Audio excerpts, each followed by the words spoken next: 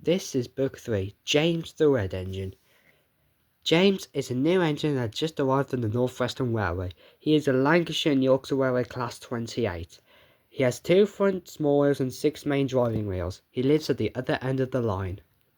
The Fat Controller usually says, "You're a very useful mixed traffic engine," which means you can pull both coaches and trucks with ease. "Why, thank you, sir," James said. After the accident, he's had new brakes, a new red coat of paint, and everything else. He's even kindly to let Edward and James pull a special double-header together. When they were at the station, some boys were admiring James's paintwork. "Aha, look at me, the only red engine on Sodor." He let off a bunch of steam. Whee! The guard, the Fat Controller, all jumped back in surprise. James said, "Okay, we better get going." "Whoa, hold on there, buddy." Go on, he puffed to Edward. Don't push, puffed Edward as they started quickly. He didn't even want to know what the Fat Controller would say about him, because he was scared. When they stopped, they were at Elsbridge, where Thomas was coming along. Hey, James, I heard you're all better again." "Yes, I am." "Oh, that's the guard's whistle. I better get going." I lost my nice guard. "Shut up, bitch." Edward and James then pushed all the way along on Gordon's Hill. "It's so steep," said James. "But we'll do it," said Edward, having a very cursed face. They then arrived at the next station. James literally had to push Edward all the way up because he was a lazy bastard. Oi! The next morning, the Fat Controller was angry at James and the bootlace. "If you can't behave, I shall take away your red coat and have you painted blue. Do you understand me?" James just ignored him and went off to shunt coaches. We want Edward, not this big red monster." "Gordon never has to fetch his own coaches," said James, "only because he's a big blue bastard." To make James even more cross, they had to take his coaches to another platform, where no one came near him, and he stood there. The Fat Controller was in his office. The station master was at the other end of the train with the guard. James said to himself, "I'll show them."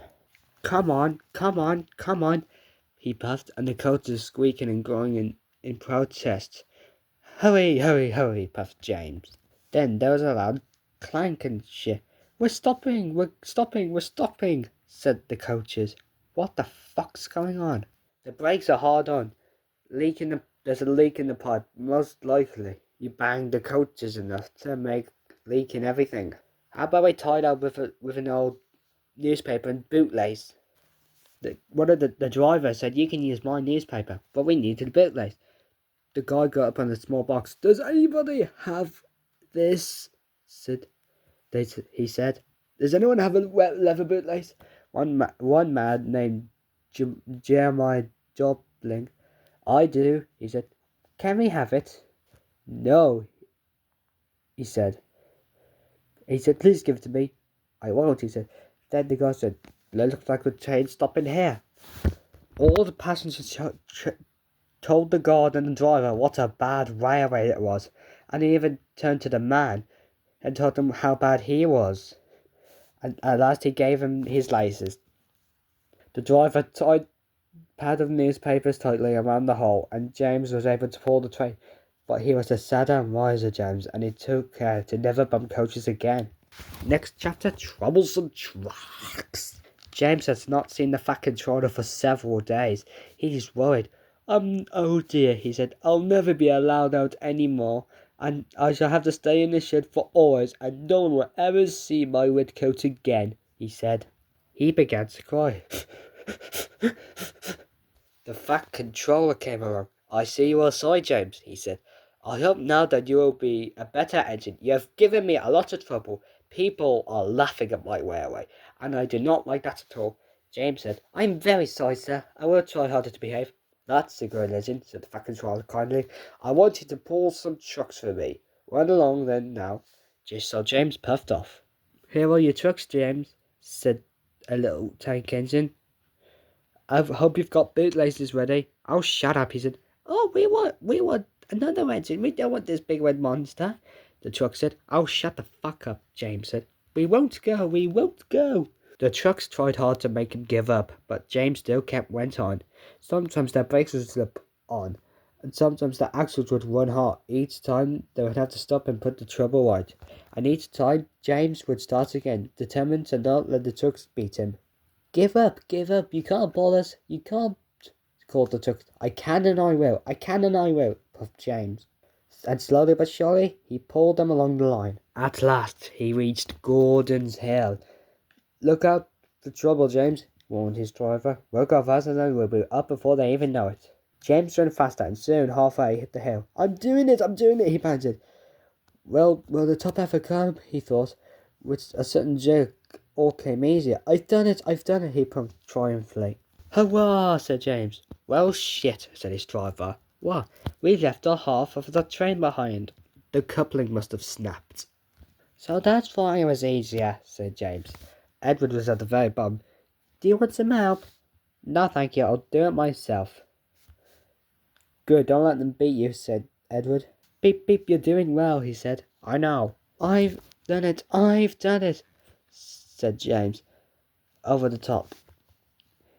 They reached their station safely, aka Marion. James was resting in the yard when Edward puffed off with a careful peep, peep. They walked towards him across the rails. What he saw, the Fat Controller. Oh no, what is he going to say? He asked himself sadly. But the Fat Controller was smiling. I was in Edward's train and I saw everything, he said. You made the most troublesome trucks on the line behave. After that, you do deserve to keep your red coat of paint. Yeah, let's fucking go. Chapter 4. James and the Express. Sometimes Edward, Henry and Gordon slept in James's shed. James didn't really mind this, but as long as they were quiet. They wouldn't shut up about him having bootlaces, and he would tell stories about engines getting stuck in tunnels and getting stuck on hills. You talk too much, little James, Gordon would say. A fine, strong engine like me has something to talk about. I'm the only engine who can pull the Express.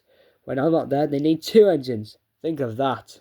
I've pulled the Express for years, and I've never once lost my way. I seem to know the right line by instinct, said Gordon proudly. Every wise engine knows, of course, that the signalman works the points to make the engines run along the right lines, but Gordon was so proud that he had forgotten. Wake up, James, he said the next morning. It's nearly time for the Express. What are you doing? Odd jobs? Oh, well, we'll have to begin somewhere, don't we? Roll along now and get my coaches. Don't be late now. Shut the fuck up. James went to get Gordon's coaches. He was really unfazed by this. I wish I could go out there, said James, but I'm stuck being a common tank engine. Thomas heard all of this. Oi, who are you calling common? Shut. The Fat Controller was on the train along with other very important people. Gordon literally flew by James. Aha! Boop, boop, boop, boop. Goodbye, little James. See you tomorrow. James watched the train disappear, and we went back to fetch the coaches for another train. He brought the coaches to the platform, and he was just about to uncover when he heard a mournful, quiet shh, and there was Gordon, trying to slide into the station, being unnoticed. Hello, Gordon. Is it tomorrow? Asked James. Gordon didn't answer, and just let off steam feebly. Did you lose your way? No, it was lost for me, he answered crossly. I was switched on the main line and onto the loop. I had to go all round and back again. Perhaps it was instinct. The crowd goes wild. The passengers rushed to the ticket office. We want our money back, they shouted. Everyone was making such noise, but the Fat Controller climbed onto a trolley and blew the guard's whistle so loudly that they all stopped to look at him. We will find another engine. Gordon can't do it, so will you pull it, James? Yes, sir, I'll try, he said. Even though I can pull roughly 8, this is like so many. Do your best, said the Fat Controller kindly. I will, said James, and he rushed along the main line, passing Crosby and Abbey Station. Wait a second, what's Abbey Station? I don't know. Hurry, puffed James to the coaches. We're coming along, said the coaches. Well done, James. Thank you, sir. Then the fat controller said, would you like to board the express sometimes? Oh, yes, sir, said James. The next day, James went by Gordon, who was pulling trucks. Oh, they said. I had to give him a good bump, you know. I like this. It gives me a change, said Gordon. Since then, they've become good friends. Sometimes James takes the express and Gordon gives the trucks a few lessons. You have been very naughty, boys. I'm sorry, Gordon. Very soon, some new friends will come. Well, they're not new, just stay tuned.